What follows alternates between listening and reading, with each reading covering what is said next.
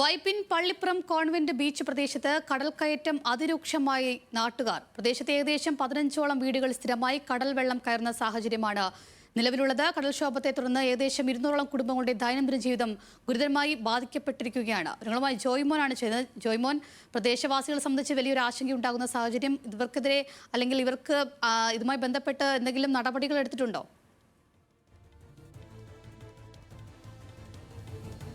അഞ്ജലി, നിലവിൽ ഈ പ്രദേശവാസികളുടെ ആശങ്ക പരിഹരിക്കുന്നതിന് ഒരു നടപടിയും അധികൃതരുടെ ഭാഗത്തുനിന്ന് ഉണ്ടായിട്ടില്ല. ഈ അടിയന്തരമായി ഈ വിഷയത്തിൽ ബന്ധപ്പെട്ടവർ ഇടപെടണമെന്നാണ് നാട്ടുകാരുടെ ആവശ്യം. കാരണം ഇന്ന് കഴിഞ്ഞ കുറച്ച് ദിവസങ്ങളായി മഴ ഉൾപ്പെടെ ശക്തമായതിന് പിന്നാലെയാണ് ഇത്തരത്തിൽ വൈപ്പിൻ പള്ളിപ്പുറം ഗ്രാമപഞ്ചായത്തിന്റെ ഭാഗമായുള്ള കോൺവെന്റ് ബീച്ചിൽ ഈ കടൽ കയറ്റം രൂക്ഷമായിരിക്കുന്നത്. നമുക്ക് ദൃശ്യങ്ങൾ കാണുന്നത് പോലെ കടൽ ഭിത്തിക്ക് മുകളിൽ കൂടി വെള്ളം അടിച്ചു കയറുന്നതും തിരമാലകൾ അടിച്ചു കയറുകയും ആ വെള്ളം തന്നെ ഈ തീരദേശ റോഡിലടക്കം അതുപോലെ തന്നെ ഈ പ്രദേശത്തുള്ള വീടുകൾ അടക്കം കയറുന്ന സാഹചര്യമാണ് നിലവിലുള്ളത്. ഏകദേശം 15ഓളം വീടുകളാണ് സ്ഥിരമായി ഈ മഴ കനത്തതിന് പിന്നാലെ ഈ കടൽക്ഷോഭത്തിന്റെ ആശങ്കകൾ അല്ലെങ്കിൽ ആ ദുരിതത്തിലായിരിക്കുന്നത്. കാരണം സ്ഥിരമായി ഈ 15ഓളം വീടുകളിൽ വെള്ളം കയറുന്ന സാഹചര്യമാണ് നിലവിലുള്ളത്. അതോടൊപ്പം തന്നെ ഏകദേശം 200ഓളം കുടുംബങ്ങൾ ഈ ബീച്ചിന്റെ പ്രദേശത്ത് താമസിക്കുന്നുണ്ട്. അവരും നിലവിൽ ആശങ്കയിൽ തന്നെയാണ്. കാരണം ഈ വരും ദിവസങ്ങളടക്കം മഴ ശക്തമാകുന്ന മുന്നറിയിപ്പടക്കമുള്ള സാഹചര്യത്തിൽ അടിയന്തരമായ നടപടികൾ അല്ലെങ്കിൽ ഈ വിഷയത്തിൽ ഇടമുട്ടടക്കം, അതായത് ഈ കടൽ കടൽഭിത്തിയോട് ചേർന്ന് ഇടമുട്ടടക്കം സ്ഥാപിച്ച് ഈ കടൽക്ഷോഭത്തെ തടയുന്നതിനുള്ള നീക്കങ്ങൾ അധികൃതരുടെ ഭാഗത്ത്